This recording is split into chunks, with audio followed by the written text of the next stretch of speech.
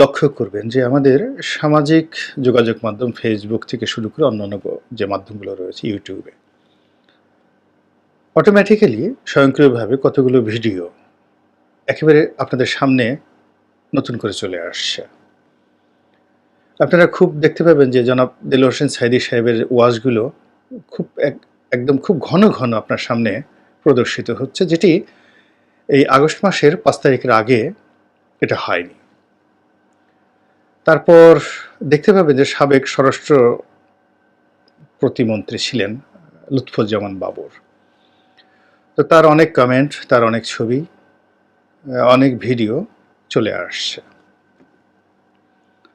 এরপর কিছু স্লোগান খুব ভাইরাল হয়ে যাচ্ছে, যেগুলো ৫ তারিখের আগে কল্পনাই করা যেত না। এখন আপনার আমার যে চিন্তা চেতনা, এর সঙ্গে সামঞ্জস্য রেখে সোশ্যাল মাধ্যমগুলোর যে আর্টিফিশিয়াল ইন্টেলিজেন্স রয়েছে, তারা এই ভিডিওগুলো সামনে নিয়ে আসছে। অর্থাৎ আমাদের বাংলাদেশে যে একটা পরিবর্তন হয়েছে মানুষের মন মানসিকতার, চিন্তা এবং চেতনার, এটি ফেসবুক বুঝতে পারে এবং সেই ভিডিওগুলো, সেই কন্টেন্টগুলোই আপনার সামনে নিয়ে আসছে। তো হাল আমলে যে সকল কন্টেন্টগুলো খুব আলোচিত হচ্ছে দেশে এবং দেশের বাইরে, তার মধ্যে একটা স্লোগান বলা হচ্ছে যে ঢাকা বিশ্ববিদ্যালয়ের কোনো একটি হলে এই স্লোগানটা হয়েছে। অনেকগুলো ছাত্র একত্র হয়ে স্লোগান দিয়েছে। তো যেহেতু সামাজিক মাধ্যমের কন্টেন্ট, এটি কোন হলে হয়েছে, কোথায় হয়েছে, এখানে আমার কোনো মতামত নেই, আমি শুধুমাত্র বর্ণনা করলাম, কিন্তু এটা হয়েছে। আমি আগেই বলিনি যে অনেক সময় এটি অনেক সময় আত্মঘাতী হয়। শত্রুপক্ষ বর্তমান সরকারকে বিব্রত করার জন্য, বিএনপিকে বিব্রত করার জন্য, দেশকে অস্থির করার জন্য এই কাজটি করতে পারে। আবার দেশের ছাত্র সমাজ, জনগণের মধ্য থেকেই দেখা গেল যে পরিবর্তিত পরিস্থিতির সঙ্গে সামঞ্জস্য রেখে এই ধরনের ঘটনা, অর্থাৎ এই যে মিছিলটি এবং স্লোগানটি হলো, সেটা হতে পারে।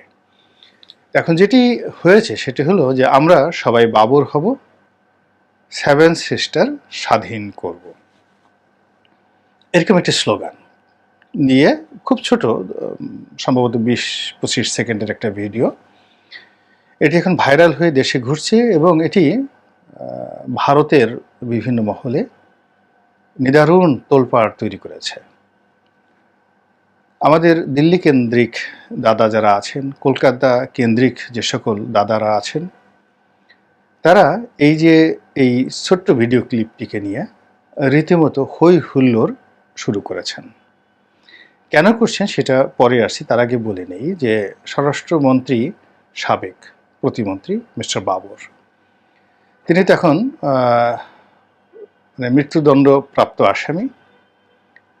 কিন্তু যে রাজনৈতিক পরিস্থিতি চলছে, যদি এইভাবে চলতে থাকে হয়তো তিনি খুব দ্রুত মুক্তি পাবেন, এবং তিনি যদি মুক্তি পান তাহলে বিএনপির মাঝে তিনি হয়তো হিরো রূপে ফিরে আসবেন এবং তাকে ওইভাবে বরণ করার জন্য তার নির্বাচনী এলাকা থেকে শুরু করে বিএনপির যারা কেন্দ্রীয় নেতাদের একটা বিরাট অংশ অধীর আগ্রহে অপেক্ষা করছে। কারণ তিনি তারেক রহমান সাহেবের খুবই ঘনিষ্ঠ ছিলেন। এটার একটা কারণ হতে পারে, অথবা এখন যে অবস্থা তৈরি হয়েছে সেই অবস্থাতে বিএনপির জন্য সবচেয়ে ঘনিষ্ঠ এবং কৌশলগত বন্ধু হিসেবে চীন এবং পাকিস্তান নতুন করে আবির্ভূত হয়েছে। চীন অনেক চেষ্টা করেছে আওয়ামী লীগের সঙ্গে সম্পর্ক করার, এবং বিএনপির সঙ্গে তাদের যে ঐতিহাসিক সম্পর্কটি, এটি তারা প্রকৃতির হাতে ছেড়ে দিয়েছিল। কিন্তু এখন যেহেতু আওয়ামী লীগের পতন হয়েছে এবং ভারত বাংলাদেশের রাজনীতির যে অভ্যন্তরীণ রাজনীতি, এর থেকে বলতে গেলে এখন তারা বিতাড়িত। এই জায়গাটি দখল করার জন্য চীন অবশ্যই বিএনপির সহযোগিতা চাইবে। এর কারণ হলো ডক্টর মোহাম্মদ ইউনূসের নেতৃত্বে যে অন্তর্বর্তীকালীন সরকার রয়েছে, সবাই জানেন যে তারা সকলেই পশ্চিমা মদতপুষ্ট। আমেরিকা এবং ইউরোপের দেশগুলোর সঙ্গে এদের সবারই সম্পর্ক ভালো। ফলে এখানে তাদের মাধ্যমে, অর্থাৎ এই এখন যারা ক্ষমতায় আছেন তাদের মাধ্যমে চীন যে বাংলাদেশের রাজনীতিতে ঢুকতে পারবে না, এখানে আমেরিকার একটা প্রভাব থাকবে এবং আমেরিকা এবং চীনের মধ্যে যে গুরুতর সম্পর্কের অবনতি, তারই প্রেক্ষিতে চীন দীর্ঘমেয়াদে তাদের যে স্বার্থ, সেই স্বার্থ বিএনপির মাধ্যমে বাস্তবায়িত করতে চাচ্ছে। এবং ইতিমধ্যে দেখেছেন যে চীনা রাষ্ট্রদূত বিএনপির মহাসচিবের সঙ্গে দেখা করেছেন। এর বাইরে বিএনপির নেতৃবৃন্দ চীনের কৌশলগত মিত্র এবং বিএনপিরও কৌশলগত মিত্র, সেটা হলো পাকিস্তান। রাষ্ট্রীয়ভাবে পাকিস্তানের সঙ্গে এদের ঐতিহাসিক সম্পর্ক রয়েছে, চীনেরও রয়েছে আর বিএনপিরও রয়েছে। এই সম্পর্কটি এই সময়টিতে এসে একেবারে খোলামেলা হয়েছে। আওয়ামী লীগ একসময় বলতো যে চীনের না, ঠিক বিএনপিকে বলতো আইএসআইয়ের এজেন্ট। বাংলাদেশে যেমন ডিজিএফআই আছে, তদ্রূপ পাকিস্তানের যে সেনা গোয়েন্দা সংস্থা আইএসআই, তার এজেন্ট হিসেবে বিএনপিকে তার আখ্যা দিত। পাকিস্তানের গুপ্তচর হিসেবে শহীদ প্রেসিডেন্ট জিয়াউর রহমানকে নিয়ে আওয়ামী লীগের যে বিষোদ্গার, এটি কোন পর্যায়ে ছিল আপনারা সবাই জানেন। কিন্তু এখন আওয়ামী লীগের এই যে চরম দুর্দশার এই সময়টিতে আইএসআই নিয়ে পাকিস্তান নিয়ে একটা টু শব্দ উচ্চারণ করার মতো অবস্থায় বাংলাদেশে এই মুহূর্তে কারোরই নেই। এবং এই যে একটা ভ্যাকিউম চলছে, এই জায়গাটিতে মূলত চীন এবং পাকিস্তান ঢুকে পড়েছে এবং বিএনপিও রাজনৈতিকভাবে শক্তিশালী হওয়ার জন্য তাকে এই দুটো সুযোগ নিতে হচ্ছে। এর কারণ হলো বিএনপির কাছে স্পষ্ট যে ভারতের সঙ্গে তাদের বন্ধুত্ব হবে না, অন্তত ক্ষমতায় যাওয়ার জন্য হবে না। তো কাজেই ভারতকে প্রতিপক্ষ ভেবেই মূলত তারা চীনের সঙ্গে এবং পাকিস্তানের সঙ্গে সম্পর্ক স্থাপন করার জোর তৎপরতা চালিয়ে যাচ্ছে। বিষয়টি এখানকার যে ভৌগোলিক গুরুত্ব এবং এখানকার যে অভ্যন্তরীণ রাজনীতি, এতে যথেষ্ট উত্তেজনা সৃষ্টি করবে, নতুন মাত্রা এখানে যোগ করবে।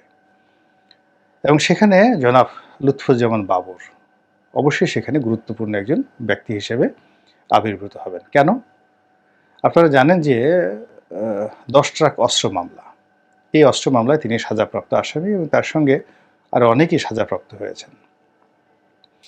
তো এই 10 ট্রাক অস্ত্র মূলত তৎকালীন বিএনপি সরকার রাষ্ট্রীয় সিদ্ধান্তে, যেমন আওয়ামী লীগ সরকার রাষ্ট্রীয় সিদ্ধান্তে ভারতকে ট্রানজিট দিয়েছে, আরও অনেক কিছু করেছে, তদ্রূপ চীনের সঙ্গে দ্বিপাক্ষিক রাষ্ট্রীয় সম্পর্কের কারণে রাষ্ট্রীয় সিদ্ধান্তে সেই যে 7 সিস্টারে যে সকল বিদ্রোহী গ্রুপ যারা স্বাধীনতার জন্য লড়াই সংগ্রাম করছিল, তো সেই স্বাধীনতাকামী গোষ্ঠীকে, যেটা আমাদের সংবিধান সম্মত যে আমরা যে কোনো স্বাধীনতাকামী গোষ্ঠীকে সমর্থন জানাবো, সাহায্য এবং সহযোগিতা করব, তো সেই অর্থে ভারতের যে 7 সিস্টার 7টি রাজ্য রয়েছে, সেখানে যে অস্থিরতা চলছিল বিগত বিএনপি সরকার জামানাতে, সেই অস্থিরতাতে ঘি ঢালছিল চীন, অস্ত্র দিয়ে, অর্থ দিয়ে ওখানকার বিদ্রোহী গোষ্ঠী, বিশেষত উলফাকে তারা সাহায্য করত, সহযোগিতা করত। তো সেই উলফার হাতে লড়াই করার জন্য যে অস্ত্র, যেটা চীন এখন ধরেন মায়ানমারে দিচ্ছে, সরকারকেও দিচ্ছে, বিরোধী গ্রুপকেও দিচ্ছে, এভাবে অনেক দেশই তারা দেয়। তো ওইভাবে উলফাকে দিচ্ছিল এবং সেই অস্ত্র যে চালানটি, অস্ত্রের যে চালানটি, এটি বাংলাদেশের বন্দর ব্যবহার করে খালাস করা হচ্ছিল। মূলত এই বন্দর দিয়ে সেই 10 ট্রাক অস্ত্র ভারতের সেই বিদ্রোহীদের হাতে চলে যেত এবং সেটি যাকে বলা হয় একেবারে ঠিক মাসুদ রানের স্টাইলের বা জেমস বন্ডের স্টাইলে ভারতের গোয়েন্দা সংস্থা এই বিষয়টি ধরে ফেলে এবং এটি এমনভাবে পত্রপত্রিকা এসে যায় যে ওটিকে হজম করার ক্ষমতা আসলে ওই সময়ের প্রেক্ষাপটে সরকারের ছিল না। কিন্তু এখনকার জমানা হলে সরকার স্পষ্টতই বলতে পারতো যে হ্যাঁ, আমরা এই কাজগুলো করছি এবং এটা আমাদের রাষ্ট্রীয় সিদ্ধান্ত, যেভাবে শেখ হাসিনা করেছেন। তো সেই ঘটনার প্রেক্ষিতে মামলা হয়েছে এবং পরবর্তীতে ওই ঘটনাকে কেন্দ্র করেই বাংলাদেশে 1/11 হয়েছে, বিএনপি সরকারের পতন হয়েছে এবং সেই ঘটনাকে কেন্দ্র করে আওয়ামী লীগ সরকারের উপর চাপ প্রয়োগ করা হয়েছে যেন এই 1/11 যারা কুশীলব তাদেরকে এবং এই 10 ট্রাক অস্ত্রের মামলা যারা কুশীলব তাদেরকে শাস্তির আওতায় আনা হয়। তো সেইভাবে আওয়ামী লীগ সবকিছুই ভারতের কথা মতো করেছে। এখন যেহেতু আওয়ামী লীগের পতন হয়েছে এবং একটা নতুন পরিবেশ এবং পরিস্থিতির প্রেক্ষাপট তৈরি হয়েছে, সেখানে জনাব বাবর একেবারে নায়ক রূপে আবার নতুন করে চীনের পছন্দের লোক হিসেবে যদি আগামী বিএনপি সরকারের স্বরাষ্ট্রমন্ত্রী হয়ে মসনদে বসেন, তাহলে ওই যে 7টি রাজ্য রয়েছে ভারতের, সেখানে স্বাধীনতাকামী জনগণ আবার বাংলাদেশের প্রতি নির্ভরশীল হয়ে পড়বে এবং চীনও ভারতের উপর ছড়ি ঘোরাতে পারবে। আর বাংলাদেশও আগে যেভাবে ভারতকে ভয় পেত তার চেয়ে আরও বেশি উঁচু গলায় ভারতের সাথে লড়াই করতে পারবে, এরকম একটা পরিবেশ পরিস্থিতি তৈরি হয়েছে। এখন ভারতকে আমরা সেভাবে মোকাবেলা করতে পারবো কিনা, ভারতের সাথে সেটা করা ঠিক হবে না কি না, এগুলো পরবর্তী প্রশ্ন, $1,000,000 কোশ্চেন, সেটা পরের ব্যাপার। কিন্তু এখন ভারতের সম্পর্কে মানুষের যে ভয় ছিল, আতঙ্ক ছিল, সেটা কেটে গেছে। ভারত যে ঘোড়ার ডিম আমাদের কিছুই করতে পারে না, যদি পারতো তাহলে তারা আওয়ামী লীগকে রক্ষা করতে পারতো, শেখ হাসিনাকে রক্ষা করতে পারতো, শেখ হাসিনার জন্য তারা সৈন্যবাহিনী পাঠাবে, এরকম অনেক কথাই তো আওয়ামী লীগের লোকজন বলতেন। কিন্তু দেখা গেল যে শেখ হাসিনা পালিয়ে যাওয়ার পর যেভাবে আওয়ামী লীগের লোকজন বাংলাদেশে মানে একেবারে তাদের জীবন হারাম হয়ে গেছে, আর অনেকে যেভাবে সীমান্ত পাড়ি দিতে গিয়ে ভারতীয় টাউট বাটপারদের কবলে পড়ছেন, এবং ভারতের যে বিএসএফ তাদের বাংলাদেশের এই সকল আওয়ামী লীগ নেতাদেরকে যেভাবে জিম্মি করছেন, অনেকে গুলি করছেন এবং অনেককে আবার বিজিবির হাতে ধরিয়ে দিচ্ছেন, এই জিনিসগুলো কোনো অবস্থাতেই আওয়ামী লীগের যারা লোকজন আছে তাদের যে মনোজগৎ, সেই মনোজগতে ইতিবাচক কোনো প্রভাব ফেলছে না। আর আওয়ামী প্রতিপক্ষ যারা আছে তাদেরকে উৎসাহিত করছে যে ইয়েস উই ক্যান ডু। অতি সম্প্রতি ছাত্রলীগের সাবেক সাধারণ সম্পাদক ইসাক আলী খান পান্না, তিনি এই ভারতে পালাতে গিয়ে সেখানে মারা গিয়েছেন। তার লাশ এখনও পর্যন্ত, আমি যে ভিডিওটা করছি শনিবার দিন, এখনও পর্যন্ত বিএসএফের কাছে দেওয়া হয়নি। কেউ কেউ বলছে যে এটা বিজিবি গুলি করেছে, কেউ বলছে বিএসএফ গুলি করেছে, আবার অনেকে বলছে যে না, তিনি আসলে অতিরিক্ত মানসিক প্রেশারে হার্ট অ্যাটাক করে তার মৃত্যু ঘটেছে। কিন্তু বাস্তবতা যাই হোক না কেন, ঘটনা যাই হোক না কেন, এটাই সত্য যে ভারত আওয়ামী লীগের নেতাদেরকে ওভাবে আশ্রয় দেয়নি, ওভাবে সীমান্ত খুলে দেয়নি। একই অবস্থা হয়েছে বিচারপতি মানিকের। বিচারপতি মানিক ভারতকে খুশি করার জন্য যেভাবে জামাতের লোকদেরকে ফাঁসিতে চড়িয়েছেন, নির্দয় এবং নিষ্ঠুরভাবে যেভাবে ভারত বিরোধী লোকদেরকে শাস্তি দিয়েছেন, যেভাবে জঙ্গিবাদের যতগুলো নাটক হয়েছে সেই নাটকের কুশীলবদেরকে তিনি আদালতের সে যাকে বলে আশ্রয় দিয়েছেন, আর সেই কুশীলবরা যে সকল নাটক সাজিয়েছে সেই নাটকের যারা ভিলেন সাজানো হয়েছে তাদেরকে যেভাবে বিচারপতি মানিক এর নেতৃত্বে একদল লোক যেভাবে যাদের জীবনকে জাহান্নাম করে দিয়েছে, সেই পরিবেশ এবং পরিস্থিতির প্রেক্ষাপটে আসলে মানিক সাহেবকে বাংলাদেশ থেকে আলাদা হেলিকপ্টারে করে তাদের ভারতে নিয়ে যাওয়া উচিত ছিল।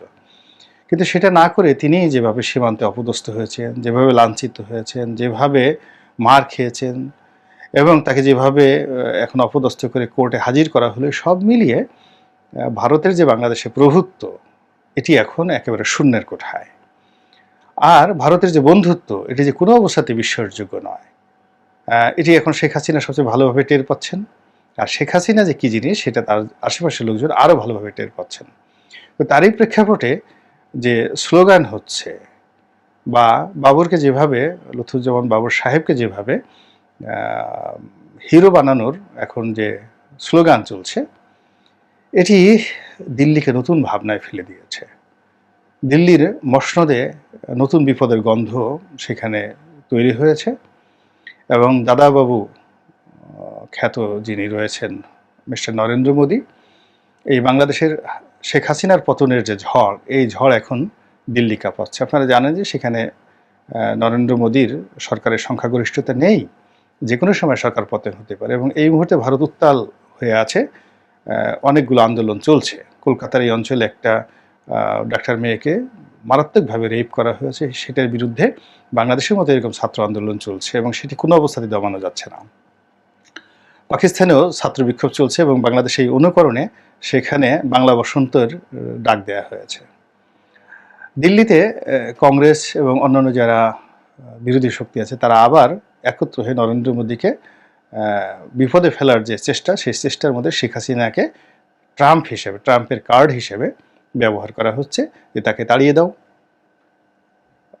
এবং নরেন্দ্র মোদী যদি এখন তাকে তাড়িয়ে দেয় তাহলে তার কর্মী সমর্থকদের মধ্যে আবার একটা বিরূপ প্রতিক্রিয়ার সৃষ্টি হবে। তো সব মিলিয়ে পরিবেশ এবং পরিস্থিতি যা হচ্ছে বা যেদিকে এগুচ্ছে, সব দিকে টান উত্তেজনা। আগামী দিনগুলো কোনো অবস্থাতেই ভারত এবং বাংলাদেশের জন্য স্বস্তিদায়ক হবে না বলেই আমার কাছে মনে হচ্ছে। আল্লাহ আমাদের সবাইকে হেদায়েত দান করুন এবং হেফাজত করুন। আসসালামু আলাইকুম ওয়া রাহমাতুল্লাহি ওয়া বারাকাতুহু।